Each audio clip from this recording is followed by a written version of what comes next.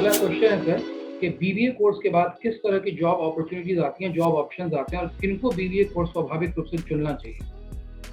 नीरज, आपने इस सवाल का जवाब दिया है। मैंने दिया था लेकिन एक बच्चे ने पूछ लिया है इसलिए मैंने सोचा कि थोड़ा और क्लैरिटी मिल मैं जाए। बता दूं, बीबीए के बाद अगर अभी मैं प्रैक्टिकली बताऊं जो हमारे यहाँ कॉलेज में भी हो रहा है, जो चीज हमारे यहाँ मतलब अपॉर्चुनिटी सारे जगह पर है, लेकिन जो सिमेज में हो रहा है मैं आपको वो बताता हूँ। सिमेज में ये हो रहा है कि सबसे अधिक जॉब मिल रहा है बच्चों को बैंकिंग सेक्टर में। HDFC bank, ICICI bank, Kotak Mahindra bank और इंडसइंड बैंक, बजाज फिनांस, ये जो फाइनेंशियल सेक्टर की कंपनियां हैं और बैंकिंग सेक्टर की कंपनियां हैं, ये हमारे सबसे बड़े एम्प्लॉयर के रूप में अभी एक निकल के आए हैं। यहाँ सबसे ज्यादा जॉब अपॉर्चुनिटी मिल रही है। उसी तरीके से जो पब्लिक सेक्टर बैंक है, चाहे वो SBI हो, PNB हो, कैनरा बैंक हो, सेंट्रल बैंक ऑफ इंडिया हो, बैंक ऑफ बड़ौदा हो, यूनियन बैंक ऑफ इंडिया हो, यूको बैंक हो, बैंक ऑफ महाराष्ट्र हो, इंडियन ओवरसीज बैंक हो, इन सभी बैंक में हमारे पास बच्चों को बड़ी संख्या में जॉब लगा है पिछले कई वर्षों में लगातार। तो हम बच्चों को बैंक पीओ की तैयारी भी कराते हैं बीबीए के साथ में। और जो प्राइवेट सेक्टर के बैंक है, मैंने बताया ICICI बैंक हमारा सबसे बड़ा एम्प्लॉयर में से एक है।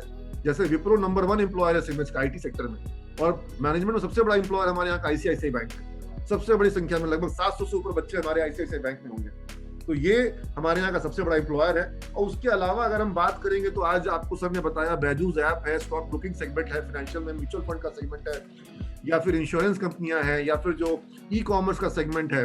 अभी ये बिग बास्केट वगैरह टाइप की जो कंपनी आ गई है। कल अनअकैडमी में हमारे यहाँ के बच्चों को जॉब लगा है, जो ऑनलाइन एजुकेशन वाला जो सेगमेंट होता है। तो एक्स्ट्रा एज है, इस तरह की अनेकों स्टार्टअप कंपनियां जो है, ओला, उबर, इसमें हमारे बच्चे काम कर रहे हैं, अमेजन में हमारे बच्चे काम कर रहे हैं, फ्लिपकार्ट में हमारे बच्चे हैं, और IT सेक्टर में तो खैर बहुत है। मैनेजमेंट सेक्टर की अगर मैं बात करूं तो जो बैंकिंग कंपनियां हैं, जो टेलीकॉम सेक्टर में जैसे रिलायंस जियो है, भारती एयरटेल है, इनमें बड़ी संख्या में हमारे बच्चे काम कर रहे हैं और उनको जॉब लगा है। रिटेल सेक्टर है जहां पर बहुत ज्यादा प्रोस्पेक्ट है, और रिटेल में काफी जॉब, रिलायंस रिटेल में, और उसके अलावा जो और फ्यूचर ग्रुप रिटेल और बाकी जो रिटेल कंपनियां हैं वहां पे हमारे बच्चों को जॉब मिला।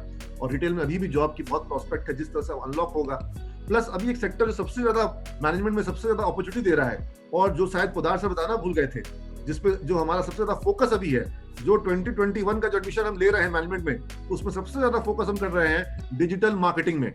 डिजिटल मार्केटिंग वो सेगमेंट है जिसमें सबसे अधिक प्रोस्पेक्ट है, क्योंकि डिजिटल मार्केटिंग में पुराने जो लोग हैं उनको काम नहीं आता है।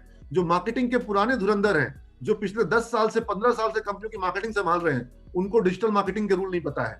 तो डिजिटल मार्केटिंग है, सोशल मीडिया मार्केटिंग है, वीडियो मार्केटिंग है, ये सेगमेंट में हम लोग, और जो सोशल मीडिया मार्केटिंग लिंक्डइन पर, फेसबुक पर, ब्लॉग्स के थ्रू, और जो इंटरनेशनल मार्केटिंग हो रही है, जो इंटरनेशनल एक्सपोर्ट के लिए मार्केटिंग हो रही है, और वो मार्केटिंग हो रही है पूरा का पूरा डिजिटल फॉर्मेट में।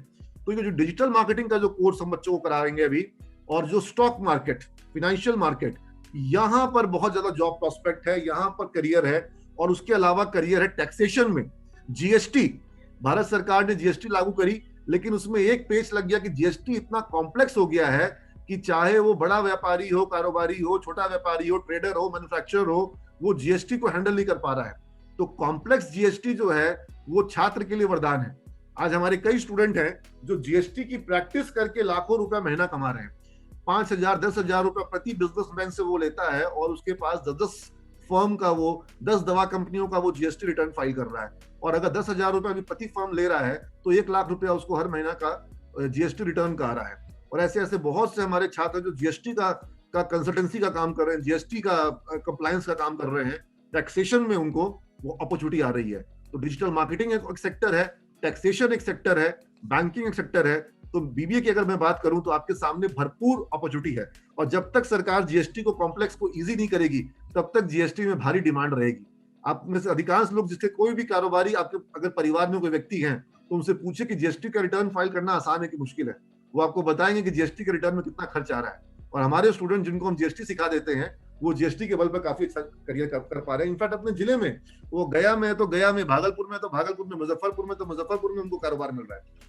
उनको शहर छोड़ करके बॉम्बे और दिल्ली जाने की जरूरत नहीं पड़ रही है। कितना अच्छा उसमें अपॉर्चुनिटी GST के सेक्टर में मिल रहा है। और ये आने वाले वर्षों में जारी रहेगा और बढ़ेगा।